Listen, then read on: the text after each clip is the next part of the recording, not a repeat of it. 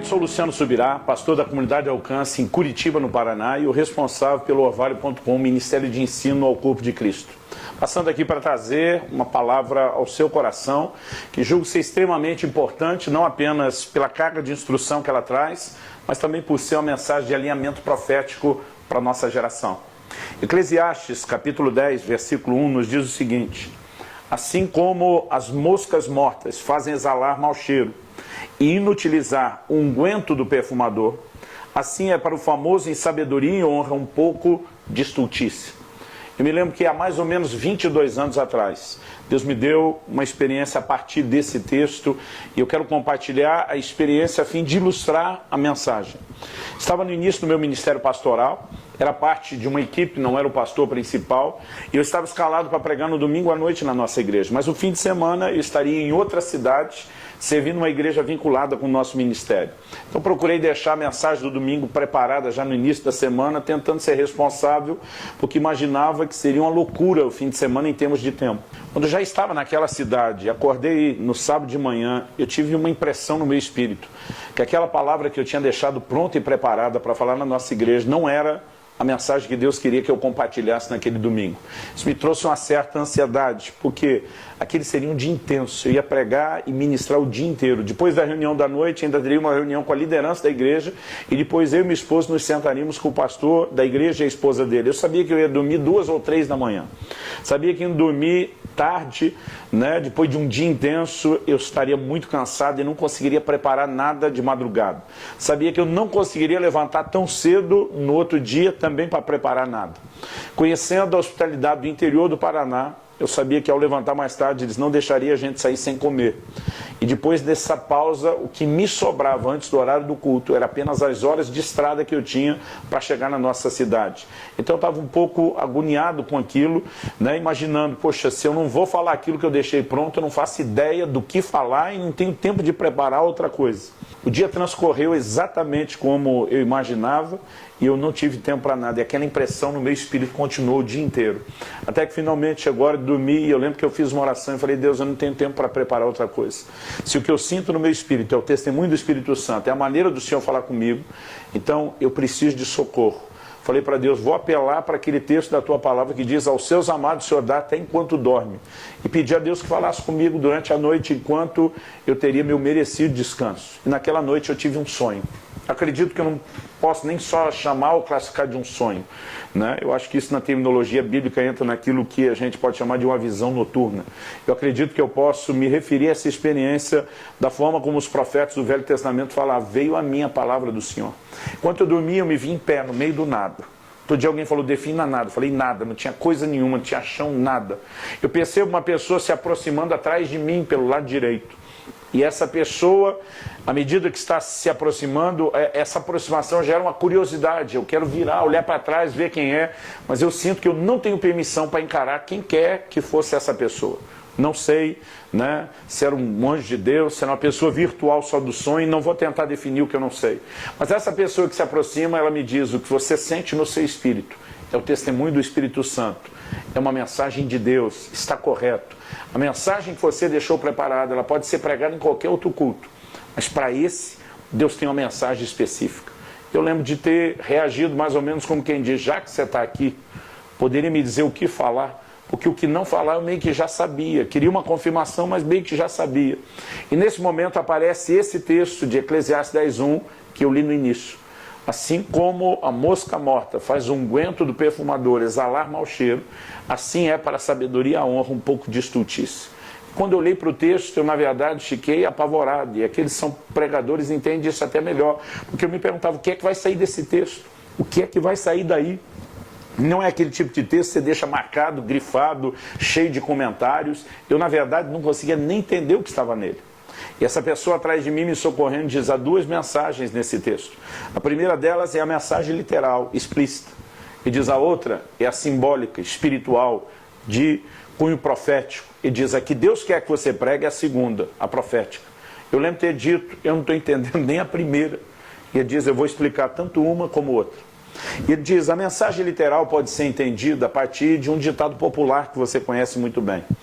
E o ditado é mais ou menos assim, eu sei que de um lugar para o outro no Brasil muda a quantidade, mas a gente costuma dizer, fulano pode acertar 1000 vezes, mas se errar uma, e aí bota um 3 pontinhos reticência no final.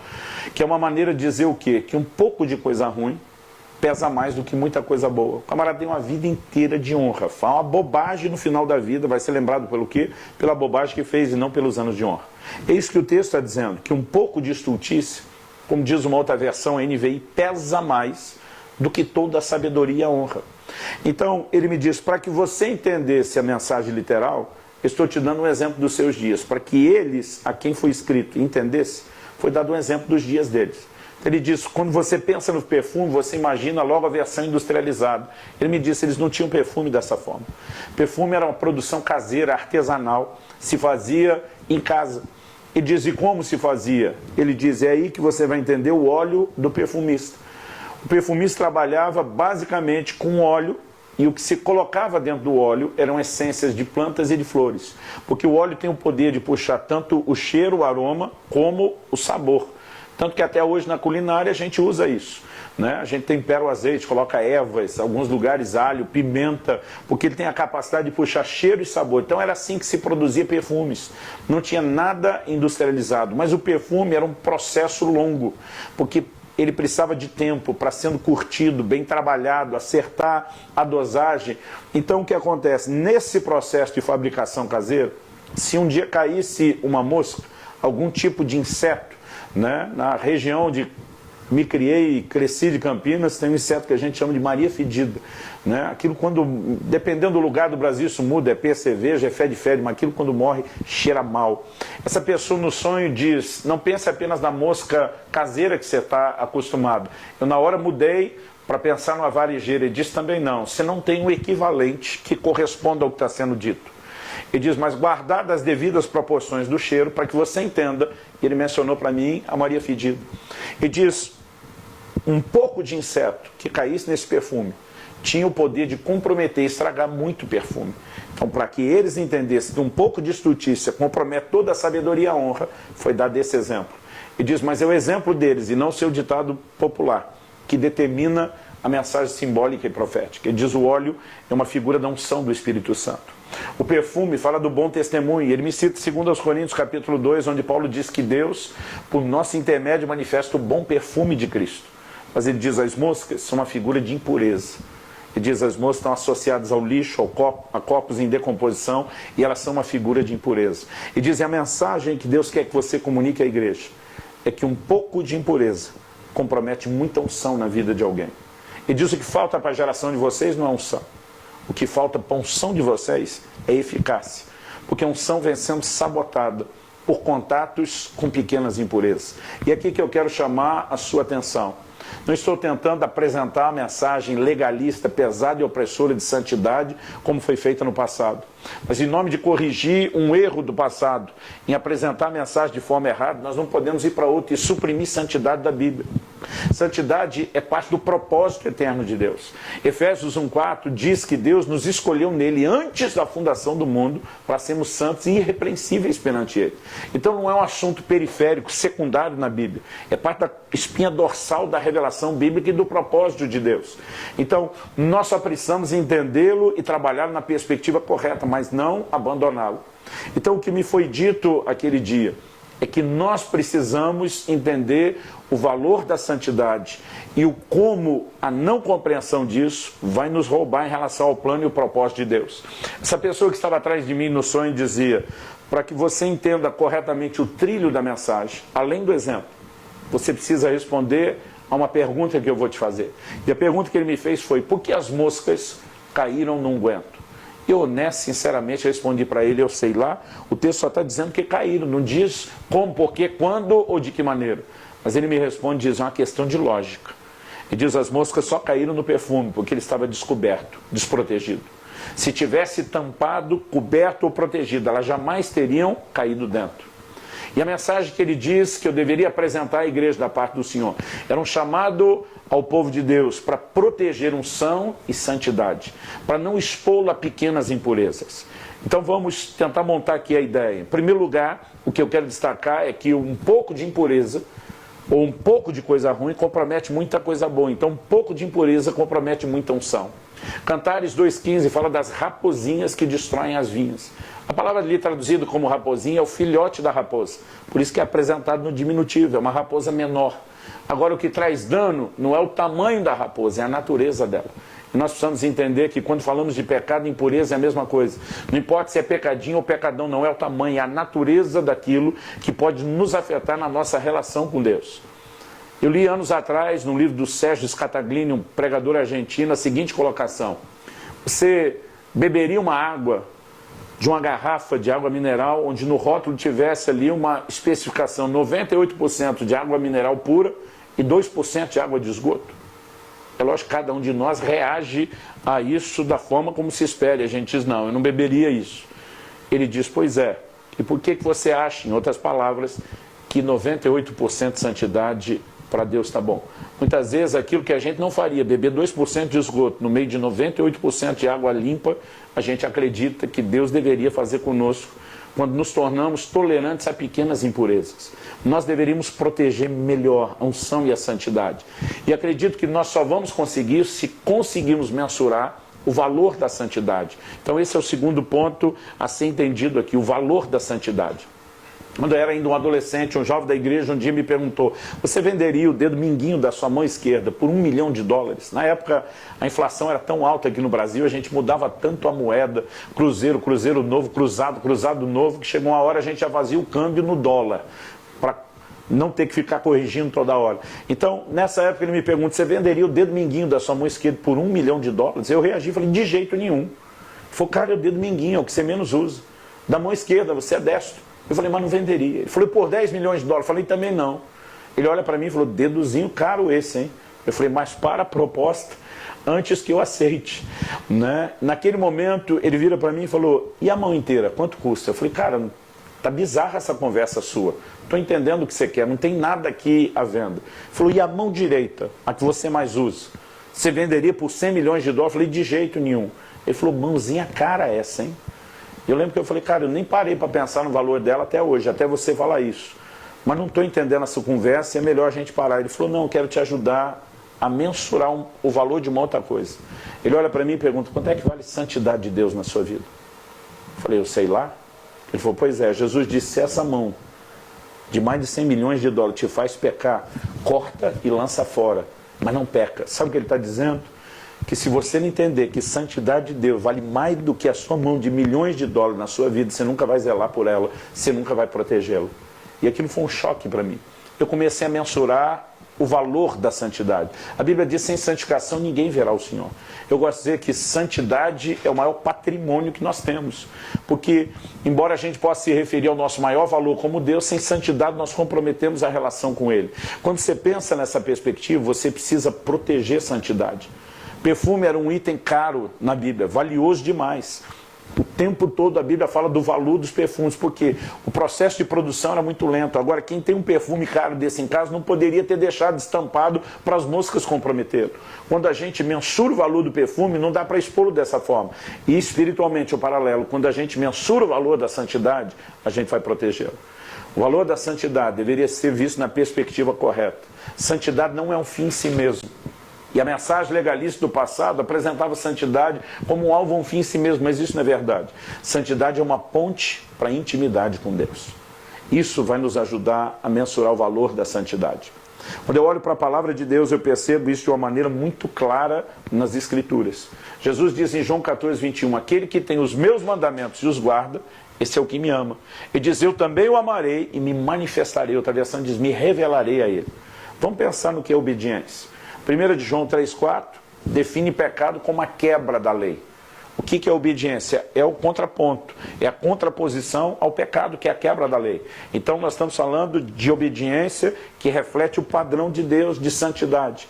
Jesus disse, se você obedece meus mandamentos, você está demonstrando amor.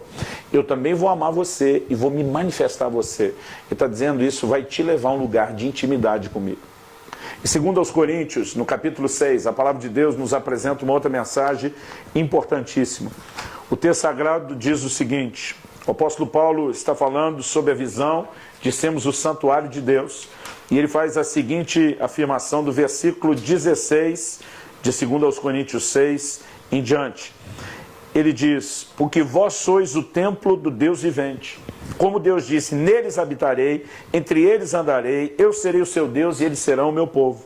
Por isso saí do meio deles, apartai-vos, diz o Senhor, não toqueis nada impuro, e eu vos receberei. Eu serei para vós pai, e vós sereis para mim filhos e filhas, diz o Senhor Todo-Poderoso.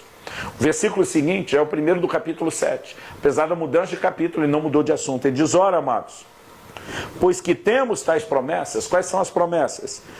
Ele diz: neles habitarei, entre eles andarei, serei o seu Deus, eles serão meu povo, eu os receberei, serei pai, vocês serão filhos. E diz: tendo tais promessas, purifiquemo-nos de toda impureza, aperfeiçoando a santidade no temor do Senhor. Qual o ensino bíblico que nós temos aqui? Que se eu e você zelamos por santidade, nos mantemos longe das impurezas, nós vamos viver a manifestação da presença de Deus, nós vamos ter intimidade com Ele, Ele vai se manifestar e se revelar no nosso meio. Então, qual é o valor da santidade? Se ela é a ponte para a intimidade com Deus, e Deus nos criou para ter esse nível de comunhão e relacionamento, a gente precisa proteger a santidade. Quando Adão pecou, lá no jardim do Éden, a pergunta de Deus para ele não é o que você fez, Adão. A pergunta de Deus para Adão é: aonde você está? Basicamente, o que Deus estava dizendo era o seguinte: o problema não é o que você fez. O problema é para onde aquilo que você fez te levou, para longe de mim. E desde então, o plano da redenção não visa apenas livrar o homem da condenação eterna do pecado. O plano e o propósito de Deus, no plano da redenção, é, na verdade, nos reaproximar dele, nos conectar, para que a gente viva intimidade. Portanto, nós precisamos aprender a andar em zelo e cuidado. Aquele sonho, e eu quero finalizar com isso. Aquela pessoa, aquele mensageiro desconhecido para mim, me diz o seguinte: Deus quer que enquanto você estiver pregando essa mensagem, você conte aquela história do seu primo. Qual era a história do meu primo? Ele veio me visitar numa época já de férias escolares. Eu lembro que ele chega com a minha tia à noite, nós fomos dormir o dia seguinte, já pulamos cedo da cama, doido para brincar junto. Eu tinha 12 ou 13 anos de idade, ele tinha 11 ou 12. Eu era um ano mais velho. Então, se eu tinha 12, ele tinha 11, se ele que tinha 12, eu tinha 13. Nessa época, parte do nosso playground favorito era brincar nas casas em construção, especialmente quando já tinham batido a laje, dava para pular de cima da laje no monte de areia. Depois de um dia inteiro de chuva, aquela chuva durou até 4 da tarde, a gente finalmente deu uma estiada e decidiu sair. Meu primo aparece com um tênis novo no pé. Era a primeira vez que ele ia usar aquele tênis, um tênisinho creme, cano alto. E quando minha tia viu que ele ia saindo com aquele tênis, eu lembro que ela diz: alto lá, onde você pensa que você vai? Eu vou brincar. Ela diz: com o tênis novo não. Mas mãe, eu nem estreiei ainda. Ela diz: não. Quem tem que lavar esse negócio depois sou eu. Eu sei onde é que vocês vão se enfiar. Choveu o dia inteiro. Você vai voltar com esse negócio todo encardido? Não vai. Meu primo começa a discutir com a minha tia. Não sei quem dos dois era mais teimoso. Até que, num momento específico, ele convenceu minha tia. Com qual argumento? Ele diz: mãe, se eu voltar com uma sujeirinha sequer nesse tênis, a senhora pode me dar a maior surra da minha vida. Nessa hora minha tia, já exaltada, diz: pois vá, só para levar surra quando voltar. E quando nós saímos, meu primo estava todo cheio de cuidado. Ele andava no meio da rua, porque as poças d'água normalmente vão para o canto perto da sarjeta, cuidando se não vinha carro, mas ele estava todo cauteloso. Passamos por todo o meu bairro, entramos no segundo bairro. Andamos todo aquele bairro, entramos no terceiro bairro. Nesse terceiro bairro, ele viu uma casa em construção. Eu lembro que ele me disse: pô, já estão colocando a armação do telhado, você não me trouxe aqui? Eu falei: nem eu sabia dessa casa, eu quase não veio para cá. Aí eu lembro que ele me disse: vamos entrar e olhar? Eu digo: não dá para entrar não. Como não? Eu falei: não, seu tênis, sua mãe te esperando lá com a cinta na mão, não dá não. Não, eu vou dar um jeito. Eu falei: não tem por onde você entrar sem sujar esse tênis. Aquele terreno que devia ter uns 10 metros de largura, entre um muro e outro, porque a casa estava sendo construída no meio de duas, estava pronto, tinha de um lado uma pilha de tijolo, daqueles maciços que depois de um dia inteiro chovendo, corria água vermelha. Tinha um monte de areia encostado na pilha de tijolo. Do outro lado tinha um monte de brita, aquelas pedras moídas de construção, e do lado das pedras um monte de terra. Entre esses dois montes de cada lado, o que sobrou no meio era uma poça d'água oval gigante, aquela água vermelha, suja. E eu lembro que eu falei para ele: se você for pelo tijolo suja, pela areia suja, pela água suja, pela terra suja, pela brita suja, não tem como você entrar sem sujar. Meu primo olhou e falou: tem. tem uma pontezinha ali no meio da água. Essa pontezinha, né, ou a pontinha, como ele chamou, era uma tábua de construção de fora a fora, por cima daquela poça d'água. Eu falei para ele, criatura, quando você estiver lá no meio da pontinha, ela vai ceder com o seu peso, você vai sujar o... Não, não vou, já calculei. E meu primo teimoso dizia, vamos embora, amanhã você volta com outro tênis, não dá esse mole. Não tem perigo, né? Eu vou entrar ali sem me sujar. Meu primo foi andando por aquela tábua, todo cauteloso, devagar, ela começa a ranger, a baixar com o peso dele. Ela ficou talvez 2 centímetros ou mais, nem encostou na água. Ele com aquela cautela, passa pro lado de lá, chega, mostra o tênis para mim e fala, ó, tá vendo? Não tem sujeira. Eu falei, parabéns, vê o que você tem que ver, vamos embora. Aí ele falou assim, você não vai entrar? Eu falei, não. Ele falou, mas você pode sujar o tênis. Eu lembro que eu falei para ele, mas eu não vou ser cúmplice da sua burrice. Ele falou, não, é que você não entendeu que eu sou invencível. E aí que a história começa a mudar de rumo. Ele falou, pois agora eu vou passar andando normal, sem muito cuidado. Eu falei, não precisa provar nada. Não, eu vou. Você tem que saber que eu sou invencível. E ele entra naquela tábua, ele vem andando até mais rápido que o normal. A tábua balança, mexe, encosta o fundo da água, mas não sumiu para dentro da água a ponto de comprometê-lo. E ele sai com o tênis limpo. Tá vendo? Não tem sujeira. Eu falei, parabéns, vamos embora. Ele falou, não, agora eu vou passar correndo. Eu falei, meu amigo, tudo tem um limite, tem um fim. Não, eu sou invencível. Ele ainda pegou distância, correu, ele passou correndo naquela tábua, ele batia o pé na tábua, a tábua batia na água, aquilo espirrava água suja para todo lado. Não me pergunte como. Ele chega do outro lado sem um pingo de sujeira no tênis. Eu estou olhando aquilo quase sem acreditar, pensando, ele deve ser invencível mesmo. E aí eu digo para ele, faz o que tem que fazer e vai embora. Ele falou, não, agora eu vou passar pulando. Eu falei, não, tudo tem um limite. Não, eu sou invencível, eu vou provar. E ele vem e pula, ele dá o primeiro pulo, o segundo pulo, no terceiro, que ele cai bem no meio da tábua. A tábua afunda com o peso dele, mas sumiu os 2 tênis para dentro d'água. Quando a tábua desentorta e volta do movimento, aqueles tênis saem, né, todo sujo. Eu lembro que pelo respiro, 2 buraquinhos que tinha do lado, jorrava aqueles esguichos de água suja. E meu primo, assim, numa atitude quase como quem diz, meu Deus, não sei como isso aconteceu, e disse, sujou. Aí ele decide pular na poça d'água. Não sei se ele diz, já sujou mesmo, vamos sujar tudo, se ele queria espirrar água em mim. Mas quando ele pula dentro d'água, eu levei um dos maiores sustos da minha vida. Meu primo desapareceu, sumiu. Eu fiquei em choque, não tinha reação, não me mexia. A sensação emocional que eu tenho é que aquilo durou muito tempo. Mas para tentar ser lógico, de todos os primos, o meu primo era o que, né, era o campeão de apneia, de prender a respiração debaixo d'água. Ele ficava mais ou menos 2 minutos. Às vezes quase 2, não chegava a 2. E quando ele sai daquela água, ele está no limite da respiração. Eu lembro que ele sai... E o grito que ele dá é fundo aqui. O que ele não sabia é que tinha um poço naquele lugar. Na verdade foi o poço que com o dia inteiro de chuva encheu e virou aquela água toda. A tábua estava lá por causa do poço. Mas nessa dele anda rápido, depois corre, depois pula, a tábua andou de lugar. E quando ele pula sem saber, o poço era no máximo 1 metro por 1 metro de largura, ele era estreito. Mas meu primo, naquela água escura sem enxergar, ele acertou exatamente o fosso, do jeito que ele pulou e desceu. O que ele não sabia é que lá dentro do poço estava cheio de entulho, galho de árvore, arame, e ele se enroscou e ele não conseguia voltar. Ele não tinha espaço para se desenroscar ali dentro. Ele abriu o olho para tentar ver o que estava acontecendo, não enxergava nada porque a água estava escura, e ele levou aqueles quase 2 minutos para conseguir desvencilhar e sair. Por muito pouco, ele não morreu aquele dia. Aquela pessoa no sonho diz, conte a história do seu primo, porque muita gente dentro da igreja hoje em dia tem agido de forma parecida com ele. Primeiro, ele começa a arriscar lentamente, tendo certeza de que não vai se expor muito. Ele acredita que se ele tiver muito cuidado, ele pode sair ileso daquilo. E quando realmente sai, ele se torna um pouquinho mais confiante para arriscar na próxima. Na próxima ele já não anda com tanto cuidado. Mas o ter escapado novamente faz com que ele acredite que ele possa continuar arriscando. E ele passa correndo. E depois ele acredita que possa passar pulando, sem entender que em algum momento aquilo tudo vai levá-lo à ruína. Ele diz, assim como seu primo não sabia daquele poço, muita gente não tem noção de um buraco que está muito perto, prestes a engolir. Ele diz, seu primo poderia ter morrido afogado aquele dia. A pessoa atrás de mim diz, na verdade, Satanás reivindicou a vida dele aquele dia. E Deus foi misericordioso, não permitiu que isso acontecesse. Ele diz, mas muita gente dentro da igreja tem sido semelhante ao seu primo. Ele me diz, você como pastor já teve um árduo e doloroso trabalho de restaurar muitos casamentos que foram destruídos pelo adultério. Ele diz, a maioria deles não amanheceu um dia decidido a pecar. Eles começaram a se expor com pequenos flertes, pequenos jogos emocionais, tolerância à pornografia, a impureza foi entrando e eles foram protegendo cada vez menos aquilo que deveriam. E na verdade muita gente confunde longanimidade, que é a paciência de Deus com quem está pecando.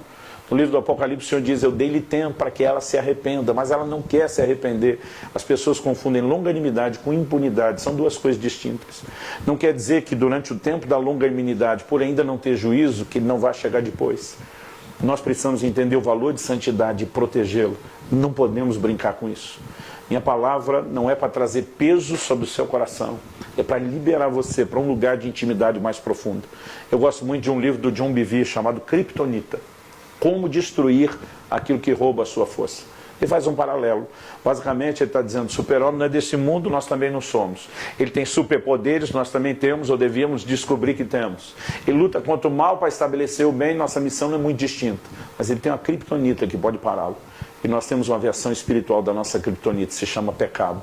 Mantenha-se longe dele, para que isso não roube a eficácia da unção que Deus te confiou, para que você possa cumprir o seu propósito e o seu chamado. Que Deus te abençoe, que o seu coração possa ter o zelo de santidade, a busca pela intimidade com Deus e a valorização dessa santidade, mais do que o perfume, dizendo, ele tem que ser protegido. Se você nesse momento tem vivido santidade, intensifique sua consagração. Se você tem se exposto às pequenas impurezas, se arrependa.